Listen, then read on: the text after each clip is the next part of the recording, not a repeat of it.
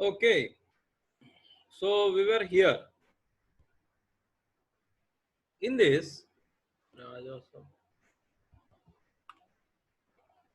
The first one can be seen with precipitates which are lamellar in long in structure. So they are like shreds. You get something in the exam to tie your answer script. They are like that. The second case, it is little bit different. The third case, again, it is little bit different. So depending on how these precipitates are forming, their properties will change. Let us come to the first one. The very first one is known as the gray iron. What is gray iron? I had told you just some time ago that there are two types of iron. One is one's appearance is gray, another's appearance is white. If it is gray, whether Fe3C will be there or it will have graphite in it. What is it? It will have.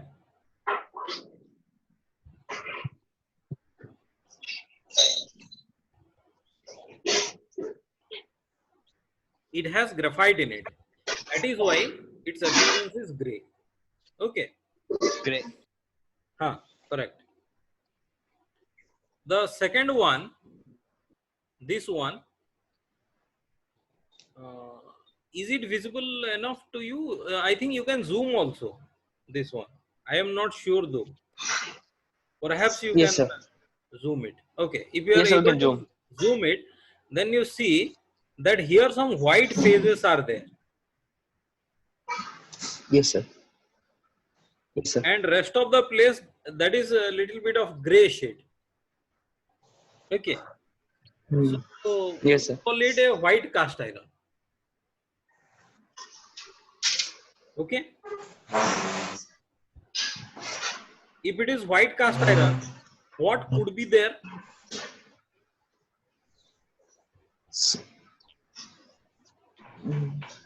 It's a line. No. It is lime, but it is Fe3C. It's cementite. Yes, sir.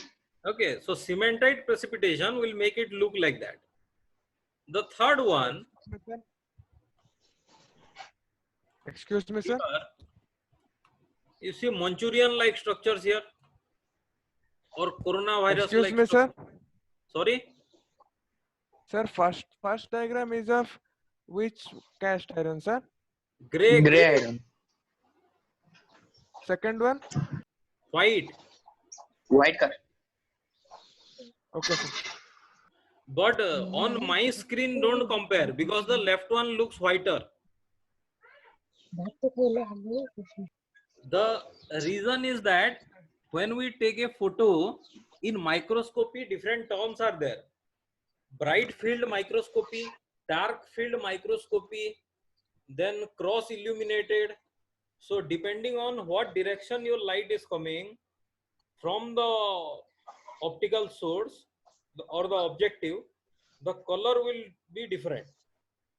Okay, so simply because on my screen the leftmost one looks white, don't say that this is white cast iron. It is not so. जो भी white है वहां से ज्यादा light reflect हो रहा है, that is why it is looking white. But when you see it in naked eye or without any illumination, this one will look whiter because these phases will reflect the light. But here there is less light to be reflected. Okay. The third one Yes, sir. is called a malleable iron.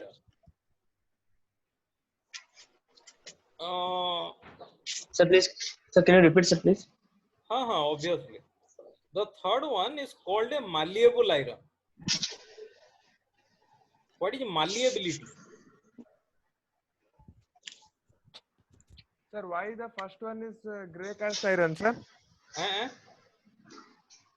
Sir, why the first figure is called gray cast iron? Whenever in gray, whenever the appearance is gray because of presence of graphite, we called it gray cast iron. When iron cementite is present in abundant quantity, it does not give you a gray appearance. It will give you a white appearance. So then we will call it a white cast iron. Okay. Okay, sir. The third one is the malleable iron. You might have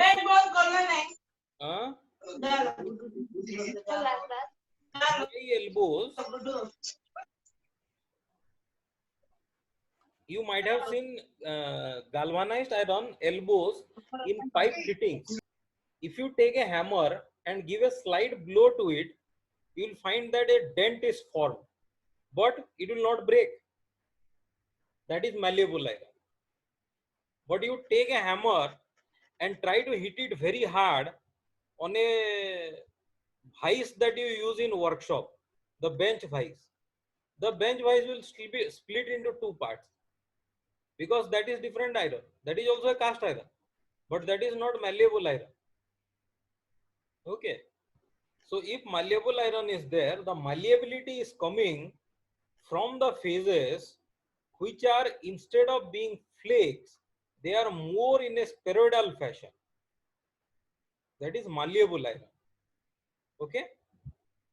The next one is ductile iron.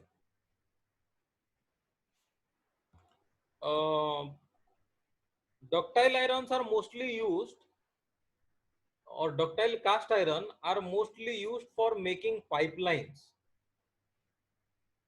Usually in townships also, the thick pipes that we take, they are made of this ductile graphite. Sorry, the ductile cast iron, not graphite. Okay. Sir, fourth one is malleable, sir. Ductile, sir. Fourth one, ductile, yes. Okay, sir. The ductility is coming because the phases are more circular in nature. You see, graphite has formed significantly, the black ones, and it has ferrite and pearlite. So we will see that the black ones are graphites. Okay. In between, the white ones, they are mostly ferrites. After giving away all of their carbon, now they are ferrite. And usually the black ones, they are pearlite. So these ones, दिखता तो नहीं है. These black ones, they are pearlite. Okay. So it starts usually from some austenitic mixture. That austenitic mixture, when it cools down, it becomes pearlite. But that pearlite further decomposes into either Fe3C or into graphite. If the time is available for a long period of time and the temperature is high, it will form graphite. And when it forms, graphite being a soft material and it precipitates in the form of spears, it forms this type of iron, ductile iron. Okay. In very old time, when they used to make flexible elements, they made use of this technique. They used to heat the iron for a very long time and they gave a lot of carbon into it. And then certain, not all wood were sufficient for that, because the temperature has to be in a controlled range. If you take mahogany wood, if you take teak wood, the burning temperatures are different. Now we have this firing rate control. Simply by turning on a knob more and less, we have more control over temperature. But that time it was a little bit difficult, and the measurement techniques were also not developed. So they used to depend on specific type of wood to get specific temperature. This is about old times.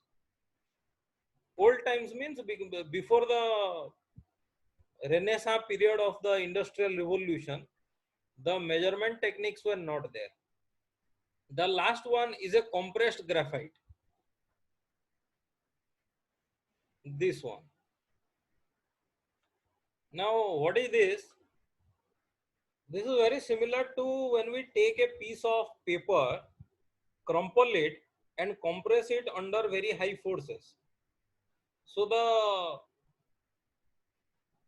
crumpled paper, it adjusts according to the stress applied on it. It does not have its own morphology. So if you compare the two diagrams, one is on the left top and other on the right bottom. These two diagrams, they arise almost from the same microstructure, this and this.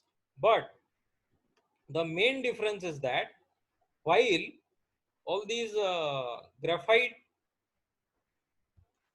here, these are flakes or strands of graphite, whereas here the strands are not straight anymore. Because of the high compressive forces, they have been accommodated wherever space was available for them. That is the difference. And this compressed graphite is significantly strong to take any type of jerk loads. Okay. So jackhammer parts can be made from this compressed graphite. There is already a compressive force, and the what do you call, the stress concentration I's, they are crushed now. If there is a opening like this, I had told you that in this region the stress concentration is high. If you close this by applying pressure from here and here, and now this gap is closed, some material is present inside, it is very difficult to open this gap further.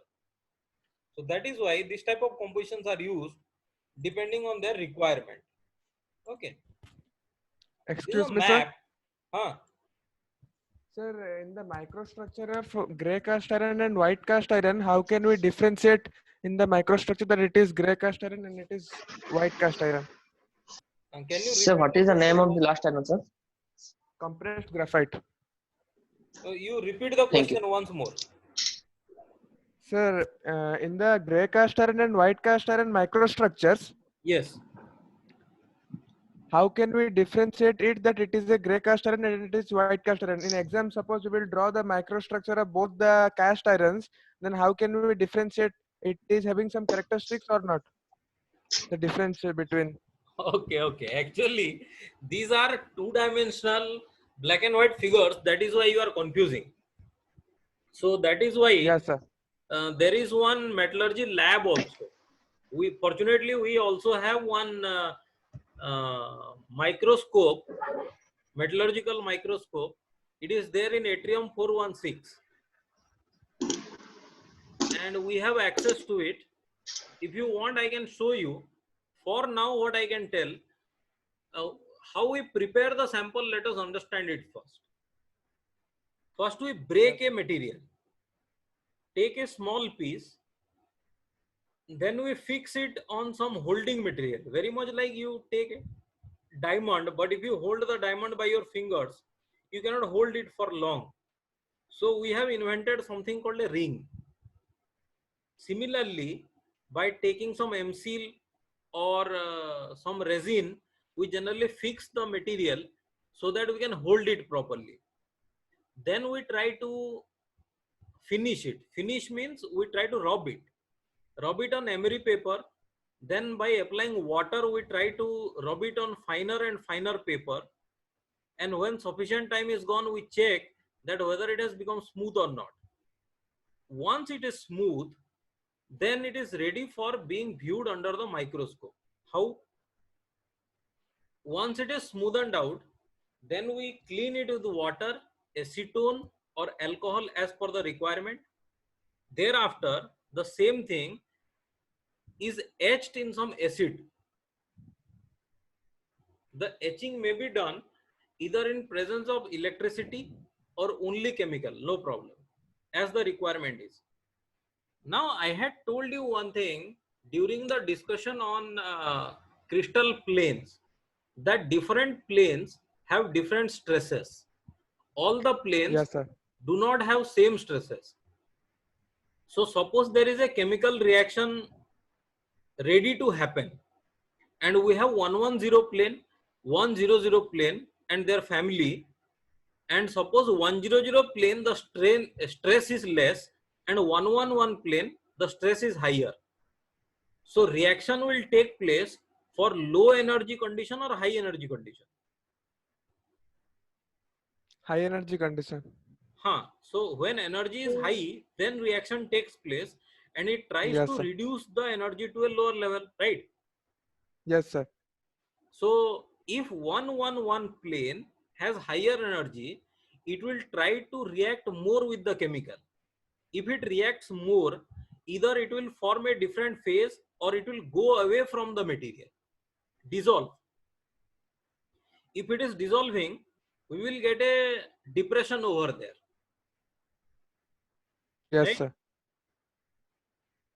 है ना? हाँ, sir. Then we take it and see it under a microscope. Microscope generally throws a single monochromatic light source. So it is made from one halogen light source.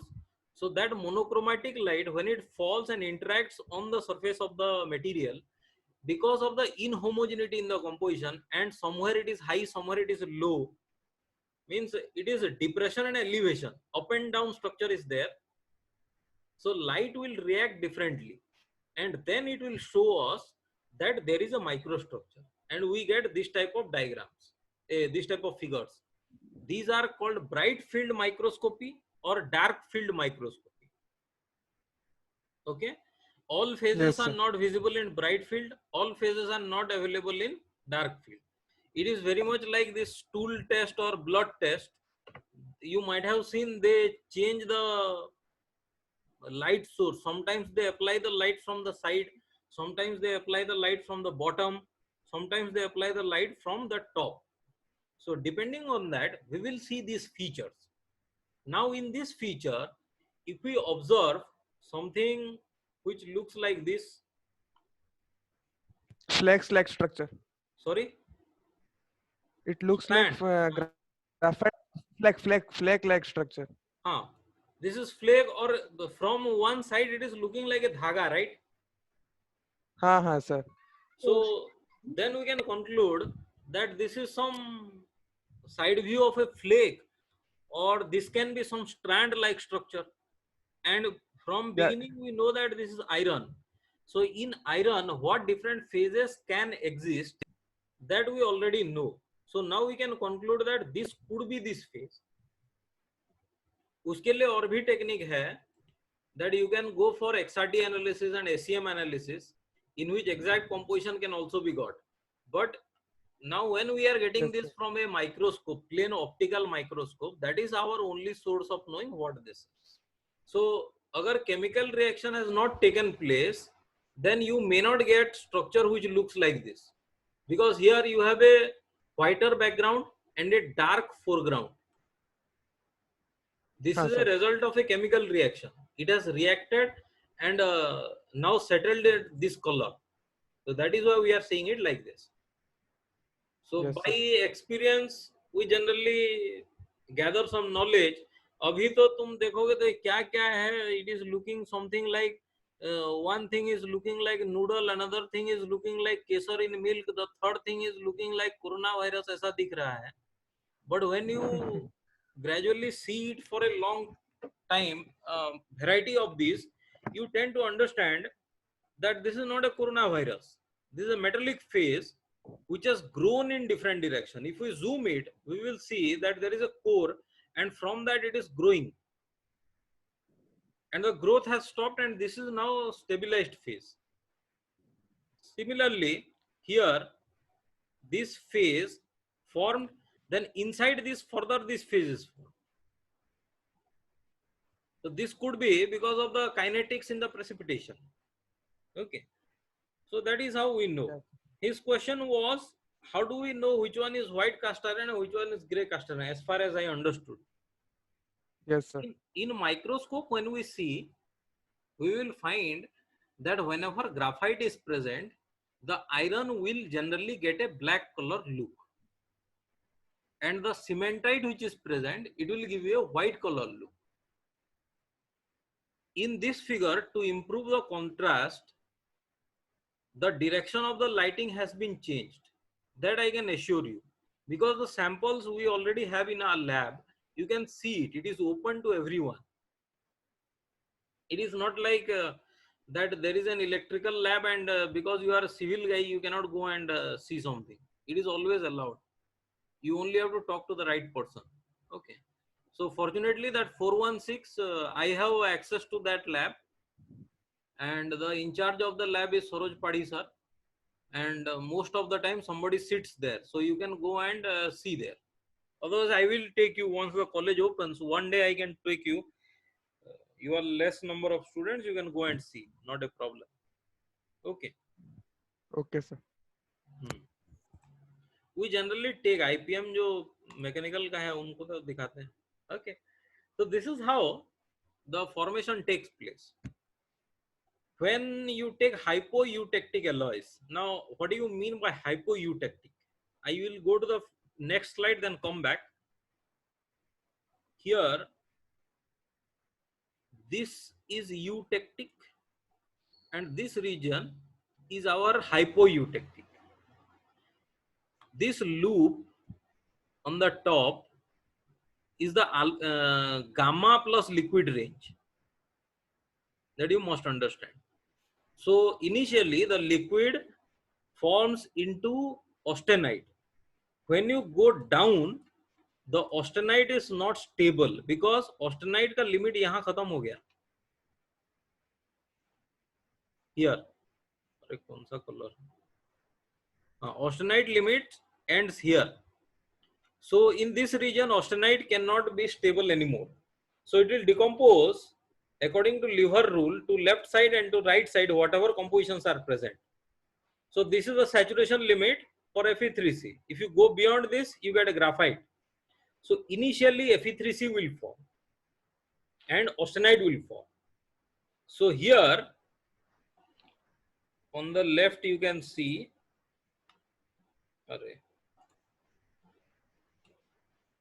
this one, it is white cast iron. White cast iron is the result of Fe3C and P is forming. P means pearlite. Why P is forming? Because once it is coming here, it is forming austenite, but austenite at further lower temperature is not stable. So austenite always decomposes into pearlite or benite, depending upon what time and temperature you give it. So pearlite is forming, and pearlite plus Fe3C. So it is giving you white cast iron, right? If you are slowly cooling, slow cooling means Fe3C will not be the stable phase anymore. उसको time मिल रहा है. So carbon will migrate and form into graphite. Here the carbon only, which is the graphite. So graphite will form. So pearlite plus GF, which is graphite, this will give you a pearlitic gray cast iron. Graphite is gray. If you are cooling it very slowly, okay, in that case, all the carbon has a lot of time to migrate to the graphite nucleus. Pearlite क्यों formation हो रहा था? Because time was not available and carbon was precipitating out from ferrite, austenite, and forming local Fe3C. So alternate bands of alpha and Fe3C give rise to pearlite. But जब time sufficiently available है, why it will form pearlite? It will not form. So all the carbon will come out of the austenite or pearlite, and pearlite will decompose into alpha plus graphite. It is here. Very slow cooling.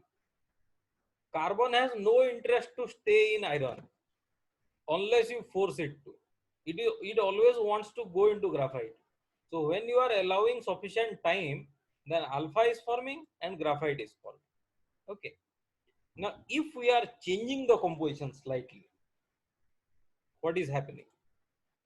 Changing the composition how?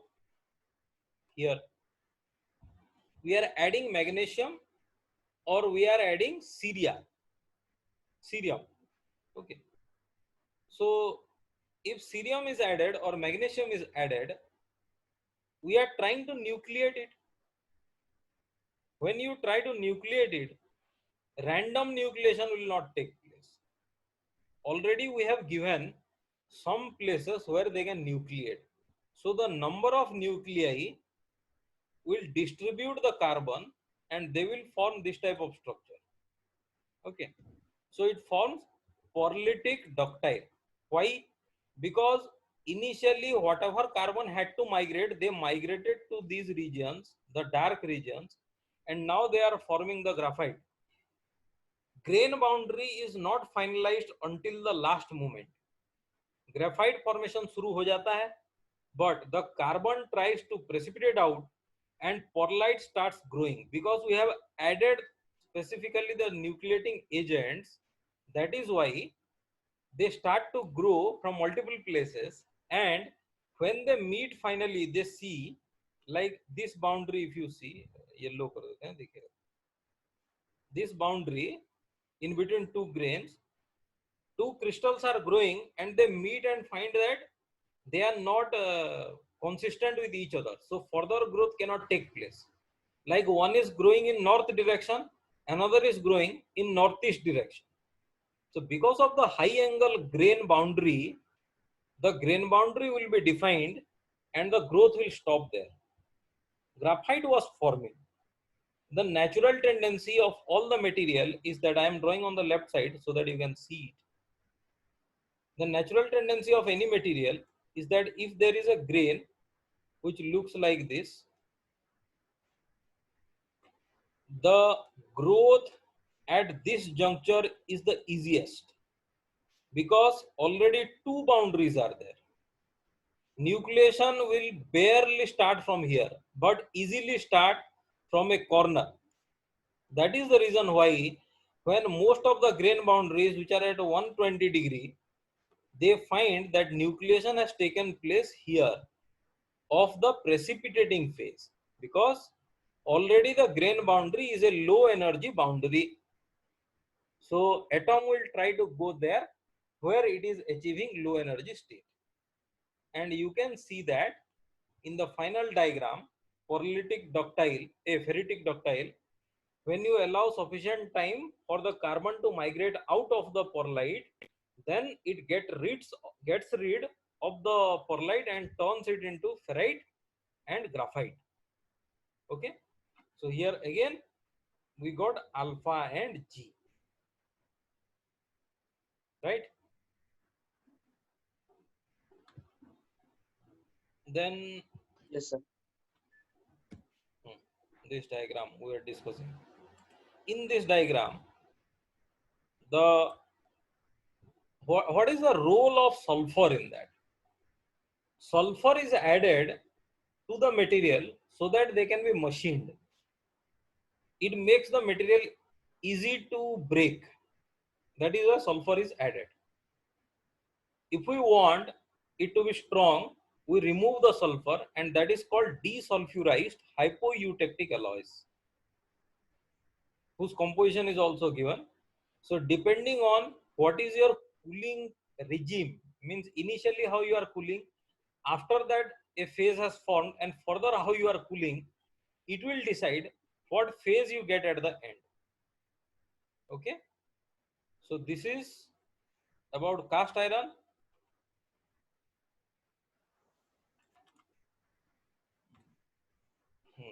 One more is there, properties of cast iron that we should know.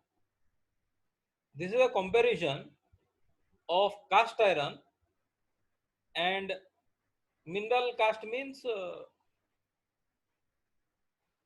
the plain material which we cast. Okay, without any alloying element. The alloying element were carbon, silicon, and the principal and minor alloying elements were molybdenum, magnesium, titanium, chromium, vanadium. Tungsten is never added to cast iron. All these are the alloying elements. So the compressive strength you can see that when we are making it a cast iron, because of the presence of phases like spheroidal or nodular phases of graphite, the strength increases very rapidly and we get very high strength of 600 to 1000 MPa. And one thing must be remembered, that this is compressive strength. For cast iron, the tensile strength is very, very poor. Even though the range is given 410 to 560 MPa, but most of the commercial cast iron, they generally never reach these values. These are experimental alloys and all the maximum properties have been given. So the practical cast iron, it generally has a good compressive strength only, but poor tensile strength. It has also very poor flexural strength. So that is why, excuse me, दीपक मेरी class हाँ class रे अछि टिके सारी देगी call करिए.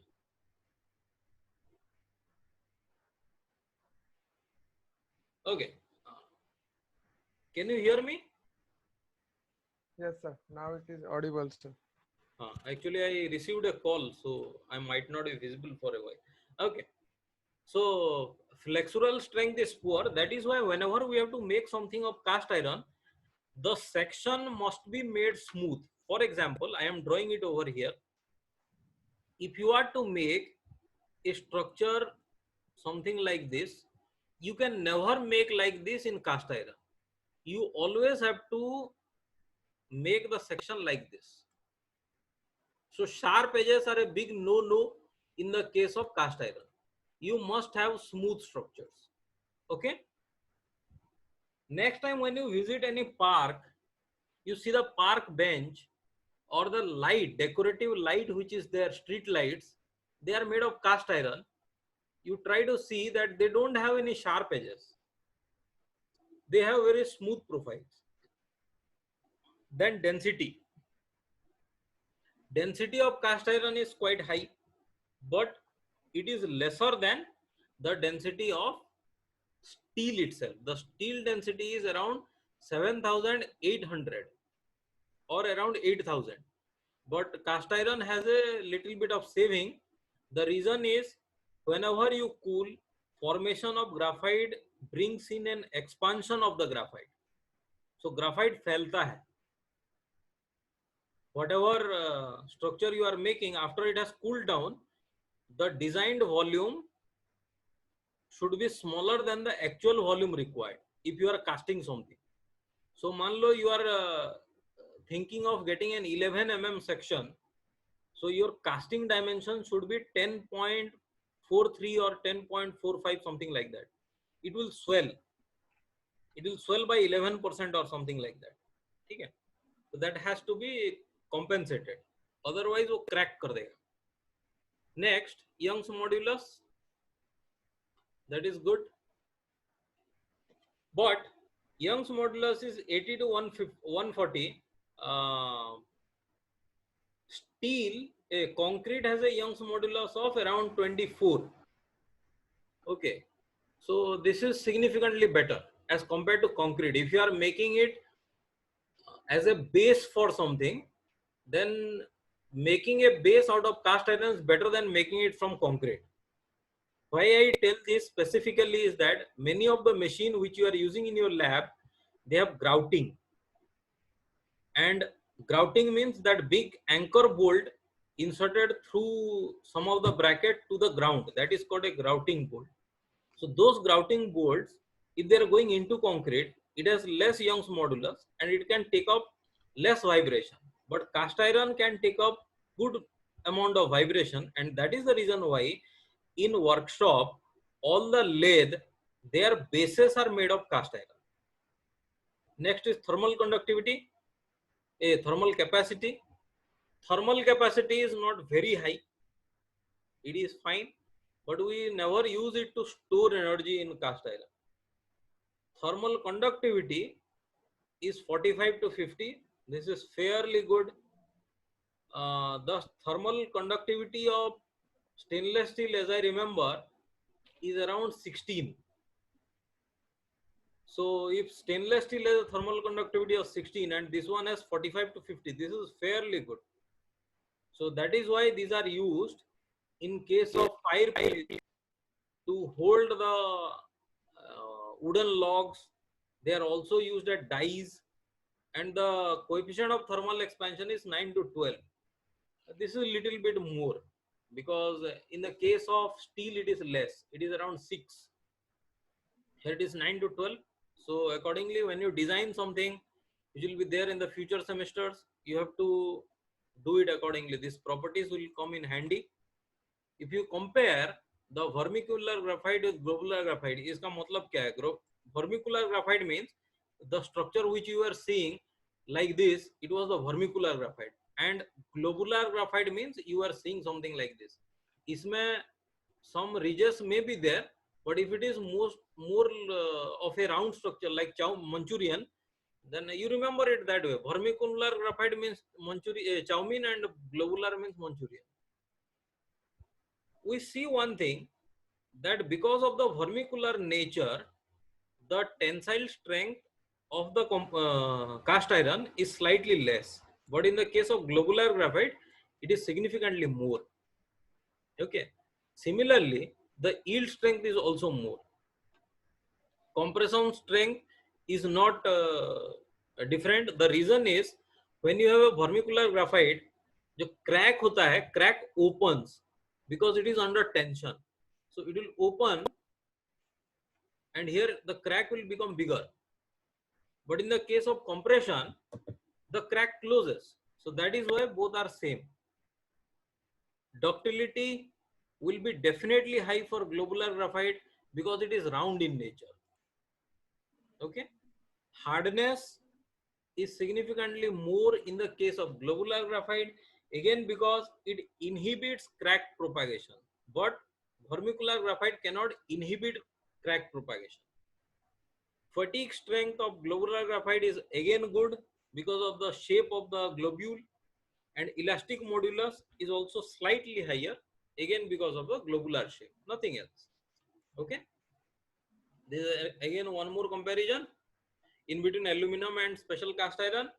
This comparison I am presenting to you because some of the engines now they are made of aluminum alloy, but earlier they used to be made of cast iron. Now also, whenever the diesel engines are made, they are never made of aluminum alloy. They are always made of cast iron. Why? You can see the values there. The Young's modulus is significantly high. Okay. Excuse me. हाँ Dinesh sir, हाँ मु गोटे class रे अछि sir. हाँ हाँ. Okay.